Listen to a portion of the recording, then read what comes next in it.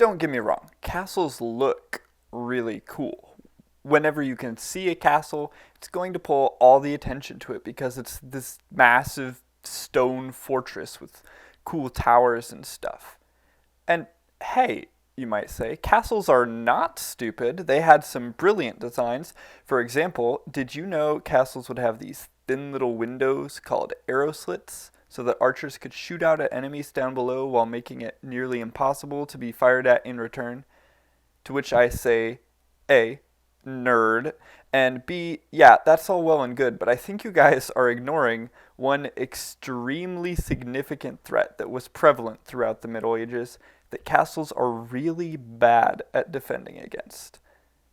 No, I'm not talking about disease. That's a whole other thing, and I'm not trying to make this video too informative. I'm talking about dragons, okay? Dragons are like if you made a creature designed specifically to screw over people who lived in castles. Those arrow slits, yeah, the dragon has arrow slits too, covering its entire body, and they're called scales. So the idea that some archer could somehow manage to land the perfect shot to slip between the scales and mortally wound the dragon is ridiculous. But, oh, you know what can get through those arrow slits you guys have? Fire. So while the archers are busy burning to a crisp, the warriors in their suits of armor figure they've got a better shot at slipping a sword between the weak points in its scales if they can get up close and personal.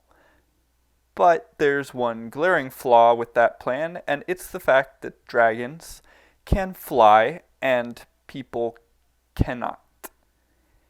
In fact, the issue of dragons being able to fly kind of eliminates all possible options that people would have to combat it. Deep moats surrounding your castle? Pfft, dragon won't even get its claws wet. Huge, impenetrable stone walls? Yep, the dragon can fly over that. Burning oil traps and turret-mounted archers, it'll fly over those too. Embrasures, machicolations, gatehouses, barbicans, drawbridges, pretty much every single defense mechanism put in place is completely useless when your opponent doesn't have to be on the ground. Yes, the keep is at least completely enclosed, which is the first obstacle that at least slows down our scary dragon friend, but probably not for long, given that, it's a massive dragon and it will probably just smash through the walls. But hey, let's play devil's advocate and say this keep has particularly strong walls and Dragon Bud here hasn't been hit in the gym. Congrats! Now you're under siege! Your only hope is to somehow mount a surprise attack because the dragon can easily torch any troops it sees coming. And if the dragon is smart, well, it's not going to be easy to sneak up on. Sieges, at least, are something that castles are usually decent at. Some of the most brutal sieges could go on for months, and castle residents would still manage to survive. However, when you're under siege by a dragon, it's a different beast. Literally. See, the thing about sieges castles are designed to withstand is that you're typically free to go about your business in the open as long as you aren't visible from outside the castle's wall. You'll probably be safe. This allows you to continue gathering the necessities of life and not die of starvation or thirst. Meanwhile, the siegers have to spend significant resources to not only get those supplies themselves, but also to maintain a strong presence outside so that they can seize any moment of weakness and not be overrun by a counterattack themselves. When you're dealing with a dragon, you don't dare set foot outside that keep because going out to grab a snack means you're getting engulfed in flames. You are packed in there tight, straying from any windows or openings where fire could get through and just hoping that it leaves. But say it does leave. Eventually, the dragon's going to get hungry too, right? So it flies off to find something to eat, and the knights cautiously peek their armored heads out to see if it's alright. Spoiler alert, it's not alright, because the dragon knows where you are and can come back to you whenever it wants, giving you a few minutes' notice if you're lucky.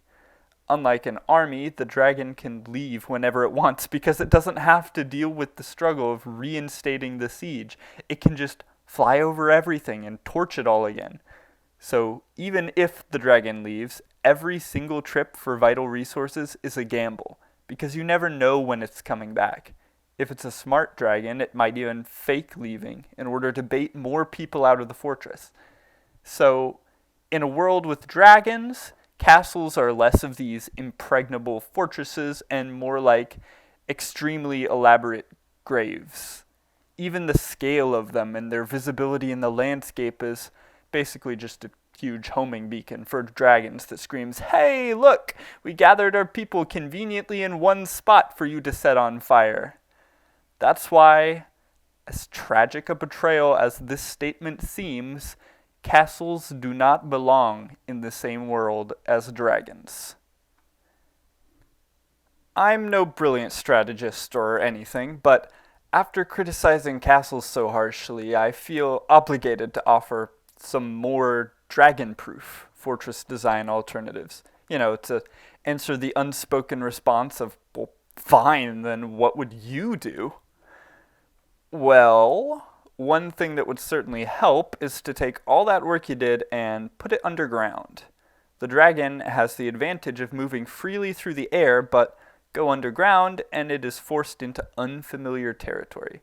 But even that shouldn't be a problem because it's extremely unlikely that a dragon could find you in the first place. Give yourself a central hub for living deep underground. Then you can have multiple tunnels sneaking out from there, making their way to hidden entrance and exit points on the surface. If it found one, a dragon could probably do some digging, but likely not well enough to get all the way back to your central hub. And even if it compromises one exit tunnel, you still have multiple backups left that you can escape from. But it's inhumane, you cry. How can people bear living most of their life away from the sun? Yeah, well, these are the sacrifices you make for survival when you're sharing a world with flying, fiery death machines. You all are tough enough to put up with subterranean diets and dark vision until you get smart enough to develop gunpowder. No, a far better argument would be to point out that in solving the dragon problem, people are now again vulnerable to the original threat, rival civilizations. To which I say, fair point, but not an uncounterable one. When I say take all that work you did and put it underground, I mean you can recreate all those same defense mechanisms from your original castle underground. You still get most of the same advantages you had before, but with added dragon proofing. The one thing you're still missing out on is scouting potential, because those tall spires above ground would let you survey the landscape. But underground, you have no real use for those.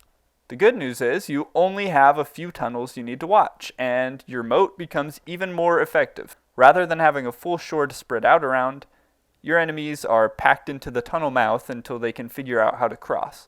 Plus, it's a convenient water supply if you don't do the typical medieval thing and dump all your sewage in it. In fact, go ahead and steal some strategies from the ancient underground cities in the Cappadocia. I need to look that up. I don't know how that's pronounced. Cappadocia. In fact, go ahead and steal some strategies from the ancient underground cities in the Cappadocia region of Turkey. Make your corridors narrow so that any invaders would be forced to travel single file. They also had gigantic stone doors that could seal off entire levels of their city, which, yeah, if you're underground anyway and have big rocks handy, may as well.